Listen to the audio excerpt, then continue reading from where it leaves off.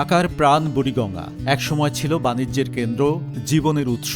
অথচ এখন সেই নদী দূষণ আর দখলের প্রতীক। প্রতিদিন টন টন শিল্পবর্জ্যে কালো হয়ে যাচ্ছে নদীর বুক। এটাই বুড়িগঙ্গা, ঢাকার প্রাণ।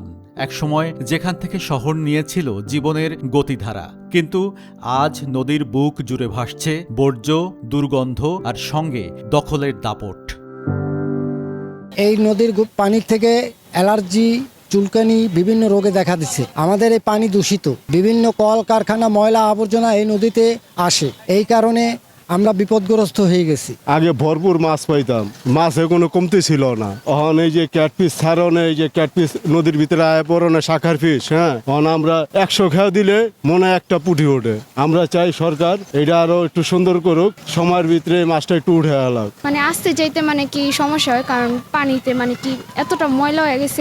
আগে তো পরিষ্কার ছিল, তাই আসতে যেতেও ভালো লাগতো, নৌকাতে মজা লাগতো। কিন্তু এখন এতটাই ময়লা হয়েছে, আসা যাওয়ায় সমস্যা হয়। এখানে ময়লাগুলো তো ওনাদের পরিষ্কার করা উচিত, তাই না? কারণ ওনারা সরকারি হয়েছে, ওনাদের তো দায়িত্ব কর্তব্য আছে, তাই না, জনগণের প্রতি। তাহলে ওনারা ওনাদের দায়িত্ব কর্তব্য পালন করুক। বুড়িগঙ্গার পানি অনেক নোংরা, আগে যা ছিল এখন ওরকমটা নাই। এই যে নোংরা পানিগুলি বিভিন্ন দিক থেকে এসে এই নদীতে গড়ায় পড়ছে। বুড়িগঙ্গার সংস্কার না হয় বুড়িগঙ্গার ঐতিহ্য নষ্ট হয়ে যাবে। কেরানীগঞ্জ, কামরাঙ্গীরচর ও হাজারীবাগের শত শত কারখানা প্রতিদিন ফেলছে হাজার হাজার লিটার বিষাক্ত বর্জ্য। এতে নদীর পানি হয়ে পড়েছে কালচে ও প্রাণহীন।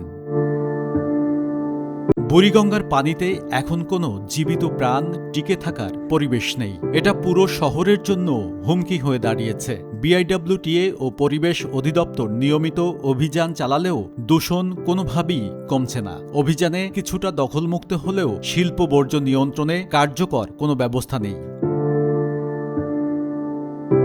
বিশেষজ্ঞরা বলছেন, বুড়িগঙ্গাকে বাঁচাতে হলে শুধু অভিযান নয়, দীর্ঘমেয়াদী পরিকল্পনা ও কঠোর আইনি প্রয়োগই হতে পারে একমাত্র পথ। বুড়িগঙ্গা বাঁচলে বাঁচবে ঢাকা, কিন্তু এই নদী যদি হারিয়ে যায়, হারাবে এক নগরীর ইতিহাস, সংস্কৃতি আর জীবন প্রবাহ। নয়ন মুরাদ, আয়না টেলিভিশন, ঢাকা।